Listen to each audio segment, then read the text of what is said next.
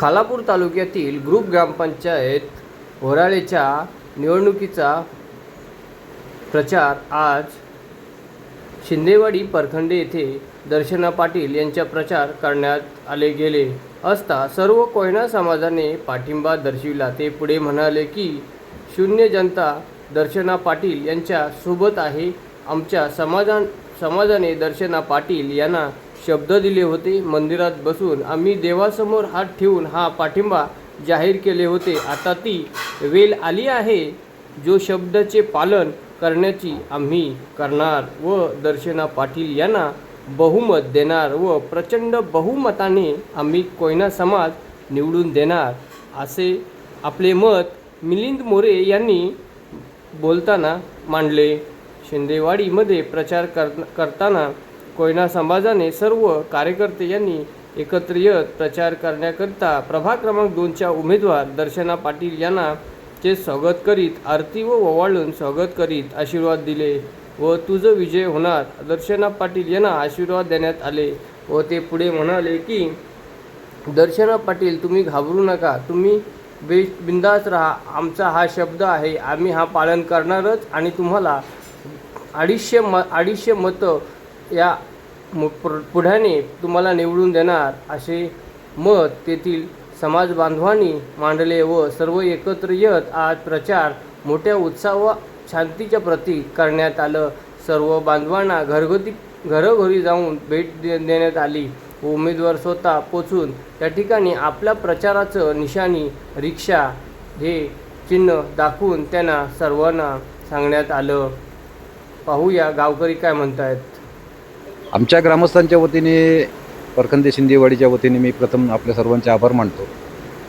राहिला मुद्दा आता होराळे ग्रुप ग्रामपंचायतच्या पोटनिवडणुकीसंदर्भात विषय असा आहे की आता लोकशाही म्हटल्यानंतर प्रत्येकाला इच्छा आकांक्षा प्रत्येकाला आहेत आणि लोकशाहीप्रमाणे प्रत्येकाला म्हणजे उमेदवार व्हायची अपेक्षा असतेच, तर ठीक आहे असू द्या, परंतु हे ग्रामीण आपलं म्हणजे इलेक्शन आलेलं आहे।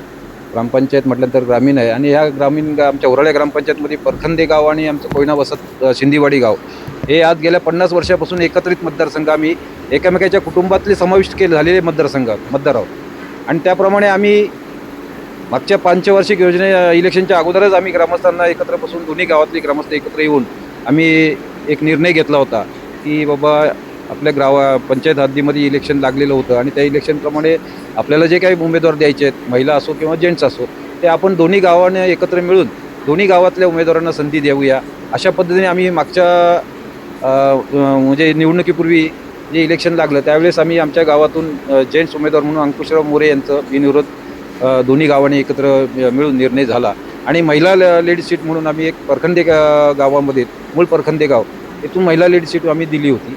आता त्या मूळ परखंदे गावामधला विषय झाला की बाबा इच्छुक उमेदवार अजून 1-2 होत्या, त्यामुळं मागच्या पंचवार्षिक इलेक्शनमध्ये त्या 2 इच्छुक उमेदवार होत्या, त्यांनाही संधी मिळावी या हेतूने जी काही महिला आम्ही उमेदवार म्हणजे दिली होती त्या महिला उमेदवारांनी स्वतःहून 1.5-2 वर्षाचा अवधी तिन्ही उमेदवारांमध्ये म्हणजे वाटप करून हा निर्णय आम्ही घेतला होता आणि या पंचवार्षिक निवडणुकीच्या याच्यामध्ये 3 उमेदवार आमच्या परखंदे आणि परखंदे कोयना शिंदेवाडीमधून हे उमेदवार आमचे इच्छुक होते, पण त्यातून प्रथम आम्ही एक जेंट्स उमेदवार म्हणून अंकुश मोरे यांना बिनविरोध दिलं आणि परखंदे गावातून महिला उमेदवार म्हणून आमच्या मागच्या लेडीज होत्या, काय नाव, ललिता जाधव म्हणून, त्यांना एक संधी दिली।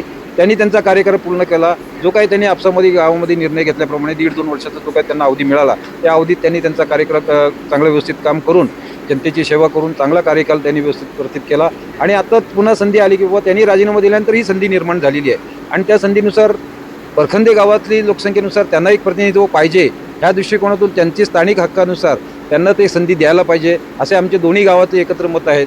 परंतु आता कसं आहे, लोकशाही म्हटल्यानंतर प्रत्येकजण आपापल्या परीने विचार करतो आणि आपापल्या पद्धतीने इलेक्शन लढवायचं ही संधी करतो। वास्तविकता अशा छोट्याशा ह्याच्यामध्ये इलेक्शन वगैरे घेणं हे फार माझ्या दृष्टिकोनातून ते चुकीचं वाटतंय। काय गरज नाही आहे इलेक्शनची, आपसातून प्रत्येकाला संधी द्यावी आणि प्रत्येकाने पुढे विकासात्मक कामं करावी ही प्रत्येकाची मनधरणी असते, तशीही असते। परंतु आता काय झालं आहे की सध्याच्या परिस्थितीमध्ये जो आपल्या ह्यानी निर्णय घ्यायचा प्रयत्न करतो आणि ग्रामस्थांना किंवा इतरांना कोणाला विचारत न घेता हे भविष्य इलेक्शनच्या माध्यमातून आता इलेक्शन म्हटल्यानंतर शेवटी मतं ही उमेदवारांना मिळतील, परंतु ती मागे पुढे होणार, डिवायडेशन होणार, कोण कोणाला देईल कोण कोणाला देईल, आणि ह्याच्यातून हरजीत ही असतेच. त्या हरजीत प्रमाणे उद्या जर एखादा उमेदवार कोणी दोन उमेदवारांपैकी एखादा उमेदवार जर पडला की त्याच्या मनाला ती शंका येणार की मला आमच्याने मत दिलं नाही त्याच्यामुळे मी पडलो, आणि हे शेवटी मनामध्ये ती कायमस्वरूपी शंका निर्माण होते आणि ह्याच्यातून वादविवाद निर्माण होतो. गाव पातळीवरती जे काही राजकारण घडलं जातं हे एकोप्याच्या सानिध्यातून घडणं ही माझी प्रांजल इच्छा आहे. आणि त्या प्रांजल इच्छेनुसार माझं हे म्हणणं आहे की गावातून प्रत्येकाला संधी द्यायला पाहिजे. होतकरू उमेदवार असतात, प्रत्येकाला इच्छा आकांक्षा असतात, त्याप्रमाणे ग्रामस्थांना एकत्र घेऊन त्याचे निर्णय घ्यायचे असतात. आता वास्तविक आम्ही मागच्या टायमाला पंचवार्षिक ज्यावेळेस इलेक्शन लागले त्यावेळेस आम्ही स्वतः दोन्ही गावातले ग्रामस्थ एकत्र बसून आमच्या मंदिरामध्ये आम्ही शब्द दिला होता की त्याप्रमाणे किंवा जी काही संधी असेल ती तुम्ही आपसामध्ये 1.5-2 वर्ष तुमचा जो काही कालावधी आहे तो वाटून घेऊन आपसामध्ये पुढच्या चान्स प्रत्येकाला तुमच्या ह्याच्यातून तुम्ही द्या, अशा शब्दाखातीर आम्ही आज ग्रामस्थ त्या शब्दाला बांधील आहोत. आणि आमची ग्रामदेवतेच्या मंदिरामध्ये हा निर्णय झालेला आहे. त्या निर्णयाला आम्ही अनुसरून आमचा निर्णय असा आहे की जी काही ग्रामस्थ परखंडे वाडीतली जी काही आता लेडीज म्हणून ज्या काही उभ्या आहेत त्यांना आमचा संपूर्ण पाठिंबा राहील. त्या बाबतीत आमचा कोणताही शंका नाही. त्यांनी त्यांचा जो 1-1.5 वर्षाचा जो कालावधी आहे, जे काही अवधी आहे पंचवार्षिक योजनेचा, त्याप्रमाणे त्यांनी त्यांचा निर्णय घेतलेला आहे. आणि ती उमेदवार जी काय आहे त्यांनी गावाने जी त्यांच्या परखंडे गावाने जी ठरवलेली उमेदवार आहे त्यांच्या पाठीशी आम्ही नक्की उभे राहू. खालापूर तालुक्यातील ग्रुप ग्रामपंचायत होराळ्याची सार्वजनिक निवडणुकीची प्रक्रिया पार पडत आहे आणि पोटनिवडणुकीचा बबूल जो आहे आज वाजलेला आहे. आणि या ठिकाणी या दोन गावामध्ये किंग मास्टर म्हणून जे ओळखलं जातं ते मिलिंदजी मोरे जी आहेत माझ्यासोबत. मी त्यांच्याकडनं जाणून घेतोय की आज नेमकं आपण मला एक सांगा की आपल्याला किंग मेकरची भूमिका या ठिकाणी प्रत्येकाच्या तोंडून ऐकली जाते. आता या ठिकाणी जी पोटनिवडणूक होण्याची कारणं का आहेत आणि पोटनिवडणूक का घेतली गेली, आणि जो उमेदवार आहे दर्शना पाटील आहे यांना आपल्या भावकीच्या वतीने शब्दही दिला होता, व ही पोटनिवडणूक घेण्याचं कारण का झालं आपण काय सांगू शकता? ही चुकीच्या पद्धतीने पोटनिवडणूक लागलेली आहे. ती लागायलाच नाही पाहिजे होती, पण मतभेद थोडेसे झाल्यामुळे ती निवडणूक लागलेली आहे. तरी पण दोन्ही गाव हे दर्शना पाटील यांच्या पाठीशी ठामपणे राहतील. मंदिरामध्ये दिलेला शब्द आहे. पण मग नेमका आता मला एक सांगा, आता तुम्ही शब्द दिले ठामपणे राहणार, याच्यावर कारणास्तव म्हणजे ठाम कसे राहणार, म्हणजे काय असेल तुमच्या गावकी जी भावकी एकत्र येऊन हा निर्णय कधी घेतला आणि कशा प्रकारे असेल? दर्शना पाटीलसाठी आम्ही 3 वर्षापूर्वीच शब्द दिलेला आहे. तर पूर्ण गावकी भावकी सर्व एकत्र आजही आहे, उद्याही राहू आणि त्यांनाच मतदान करणार हे ठाम आहे. ओके, धन्यवाद.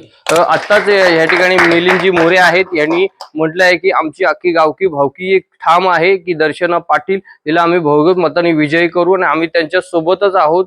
ज्यांनी जी प्रक्रिया केली त्यांच्या विरोधात जो फॉर्म भरलं त्यांना या ठिकाणाहून एकही प्रकारचा जो वोट आहे तो दिला जाणार नाही, आणि दर्शना पाटील यांनाच आम्ही आमच्या भावकीच्या वतीने निवडून आणण्याचा प्रयत्न आणि करणार, आणि लाल गुलाल दर्शना पाटील यांना देणार आहोत. कॅमेरामॅन संतोष गोतारडे, संघर्ष रायगड, खालापूर रायगड.